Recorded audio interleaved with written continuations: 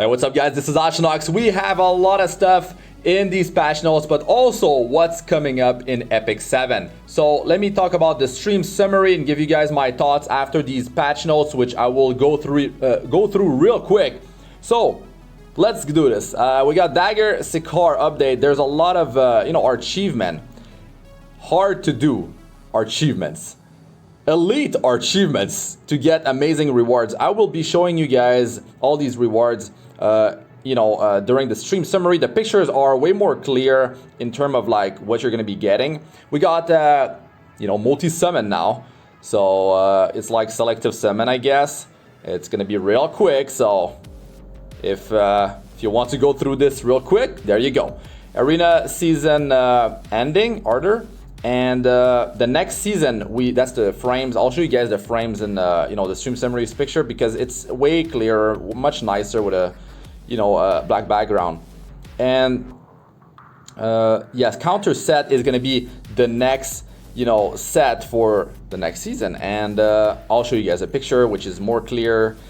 Yeah, good luck guys with rolling this gear. Hopefully you don't roll into effect resistance unless you need it. Third week of this side story here, guys. There is 7 MolaGora that you can get. There's a MolaGora Go after you complete the story, which you can break into 4 MolaGora. There's a MolaGora challenge stage. You can get 2 from the exchange shop for a total of 7. Don't forget to do it. I still have to do it on my 4 account, man. It's gonna be fairly long, but yeah, I'll kind of breeze through it in a day or something, a day and a half, maybe 2 days if I'm not going so hardcore.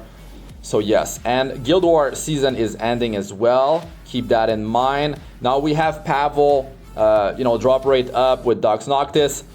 That's cool. Pavel is good. I showcased him before. Vildred, I didn't showcase him yet. His new artifact, Sword of Summer Twilight, is crazy, guys. This thing is really crazy. I'll talk about it during the stream summary, which I will do in a second here. Man, this thing is really, really good. Japanese media pack update for these heroes here. New UI improvements, which I will talk in a second. Very, very nice. If I'm missing something huge here, guys, let us know in the comment section.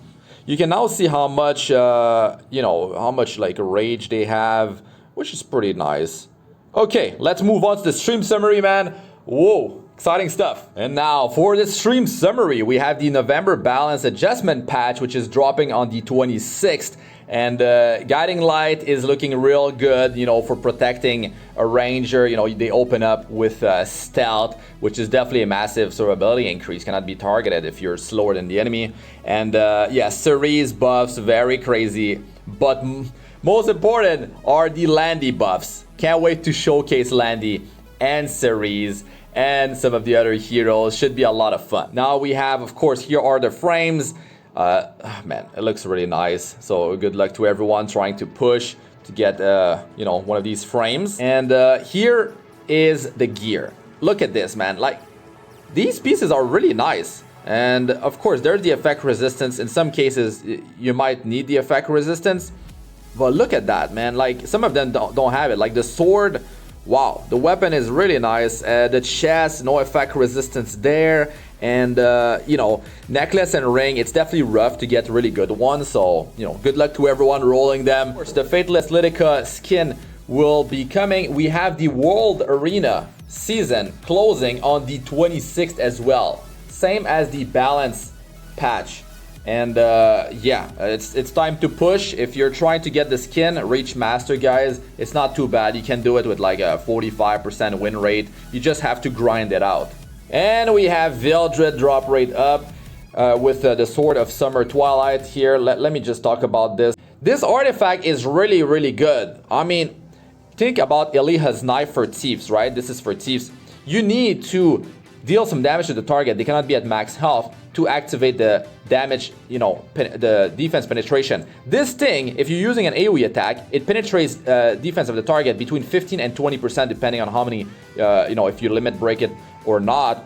And then that's not only it. When defeating an enemy with a skill that targets all enemies, increase combat chance of all allies except for the caster for by 10%. This is Eliha's knife for AoE damage dealers. and there's no requirement of dealing damage to those targets. And that's huge because having a setup of dispelling, applying defense break, it is quite rough because the 15% innate resist, or maybe if you're trying to pull that off like in the World Arena, like they're gonna ban, you know, one piece of your puzzle. They're just gonna break your cleave if you're relying on defense break, you know. So this is really good. You could have that on 2 cleavers, and then you penetrate defense by up to 20%. I mean, if you're pulling for this artifact, you should buy it from the Powder of Knowledge shop. Don't pull, like, if you're going for Vildred, go for Vildred. If you don't get the artifact, I would just get it from the Powder of Knowledge shop because it's too rough, man. There's no, you know, there's no pity for that. But I would go with 2 copies. Don't limit break 1 copy into another one. If you get like 2 copies, keep them separate. Even like 3 of them, maybe you go with a triple cleave or something like that. So Pavel drop rate up with Dox Noctis, but you know, I'm probably going to be going for Vildred. Now, I don't know. There's Flan's banner, which I want to pull as well. So yeah, I have some decisions to make. Dagger Sikar achievements, and you can get here some MolaGora, Reforging Materials, Charms, Powder of Knowledge. Yo, there's some crazy rewards here. Very nice, and it's quite challenging. Should be a lot of fun, exciting stuff. And you can see here some of the rewards. I'll show you more, but look at these reforging materials. Oh boy. And look at these MolaGoras, man.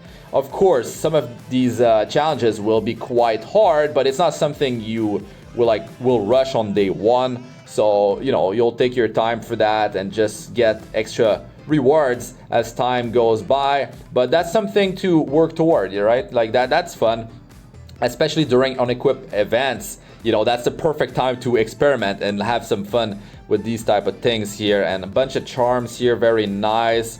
And then, oh yes, you can use those in the chat. But I mean, it's really about taking your time and experimenting. You definitely have to put the time, you know, it's not gonna happen instantly. Unless you're, like this one is easier, right? If you're already reaching like high scores, then yeah, it's gonna be easy. To get all these rewards. Look at that, man. Really, really nice. Look at that Powder of Knowledge. My god, Powder of Knowledge is really, really crazy. You do have to reach like 1,000,000+ score on level 3, so might not be the easiest of things in terms of survivability. You know, these bosses deal quite a bit of damage. So the multi-summon here. And okay, World Arena UI improvement. Now you know when you're fighting against someone, okay, you don't know who you're fighting. The name is not there anymore. You know who's picking first, so at least you can, you know, when you're doing your pre-ban, you could go, you know, if you're not getting the first pick, then that means like, you know, if you're getting first pick, you're like, okay, I'm picking Arbiter Vildred, I don't have to ban him. So that's kind of huge right there. That's actually huge. For a lot of things, you know, huge for a lot of things. So you don't see the player's name, and so yeah, you can't just you know, just like try to snipe someone, or you're trying to you know, like if I'm fighting versus someone, you guys won't know you're fighting me too. Like that's unfortunate. It does remove some excitement. Maybe this is, well, it will be happening. It's just that they might be revising that. Maybe they go back on that idea. You know, maybe it's not 100% just yet. We'll see. So UI improvement, we got like some more guides and explanation in the game. Very nice, simplifies things. You can access this guide at the top right in your hunts as well. And there is now, you can see here, let me show you. Now, you know, the enhancement level is in a red bubble, so that's really cool. You know, that's gonna be nicer. You're going to, you know, figure out. You're gonna know like real quick, like what's max, what's not. But you can also do extraction right from the item, and it saves time. It's nice. You can sort by friendship. Yo, I'm hyped about this because when you're grinding friendship, you can like see it like really quickly. You're trying to unlock these, you want to get those MolaGora because you got the hero at plus 15 skill ups already. That's real nice. Or you just want to get plus 10 you know, friendship, so you can unlock the expression, or you're trying to just get those skill up for the character, you know, so you can power up some of the skills. So really nice. And you got hide equipped equipment function, so that will save time when you're sorting through your gear. You're tired to see all that stuff that's equipped, or yeah, it's gonna be helping, like definitely. So yeah, when you sort by friendship as well, if you're fighting whatever, something in the game, you're doing World Arena, at least you're gonna have like your most popular heroes at the top, so you won't have to go down so much. So that does save time. Very nice, I like it. So you can see it here in the menu, the sorting. And boss guides. Okay, we got Flan. I'll talk about her in a second here with Unseen Observer. So she's not a limited hero, guys. She's there for 2 weeks. So expect the showcase of Flan from me. And for the artifact, well, it depends if I pull it or not. Side story, how to be a sister with Flan. And we got Mystic Summon rotation.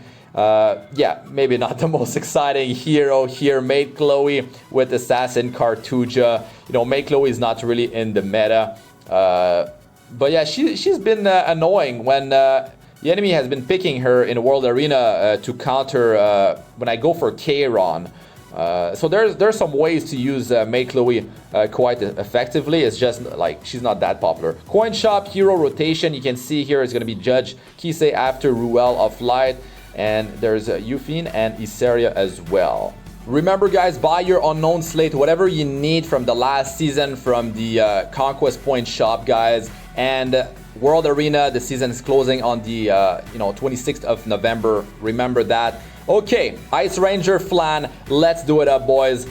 So this hero, she's a debuffer. She's got defense break on skill 3. She's got unhealable on skill number 3. This is during her S3 animation.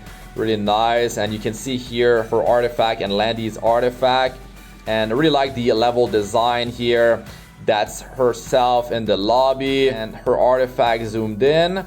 And S3 animation. Her stats, okay, 115 speed. That's pretty good. Survivability wise, it's quite good for a ranger. The effectiveness, 30% from Awakening. You got self memory imprint, 27% effectiveness as well for 57% effectiveness. But I mean, triple S memory imprint, something hard to get, of course. The team memory imprint for back and bottom position, 12.9% attack. Real nice if you're trying to squeeze that extra bit of damage. So she's a defense breaker. You know, she's a support hero. She's not a hero that's going to be dealing a bunch of damage. Skill number 3, 6-turn cooldown on this thing. It's quite long, 5 turn after skill up. So, you know, unhealable and defense break for 2 turns. The big thing here is that this skill doesn't deal damage. If it doesn't deal damage, you don't have to worry about elemental disadvantage. You don't have to worry about using this on Earth hero. So that's really nice. You can see here, Bazaar went, been able to buff debuff on their heroes, and then defense break plus unhealable from Flan. So that's cool. And then they got the setup. Vivian's gonna have the great attack buff for herself, attack buff for the team. Then Vildred will be going, and then it's gonna be finally Vivian. But Flan will be helping with her skill number 2. Here it says that it's giving the critical hit damage buff, so 50% critical hit damage increase for that ally for 2 turns, and increase combativeness by 40% after skill ups. 3-turn cooldown, okay, that's nice. So there's some stuff you can actually do. You know, if you make a hero go fast, a cleaver, and then you got your setup, they go, and then maybe they're getting some combat sureness because like Vivian, when she's using skill 3, she's getting some combat sureness, and then you can push her even further with that skill too. So there's a lot of heroes that can do that, and that's a great way to sort of like go, well, not back to back, because that's the problem. Flan cannot get an extra turn, guys, and she is not getting combat sureness after using skill number 3. So you have to keep that in mind.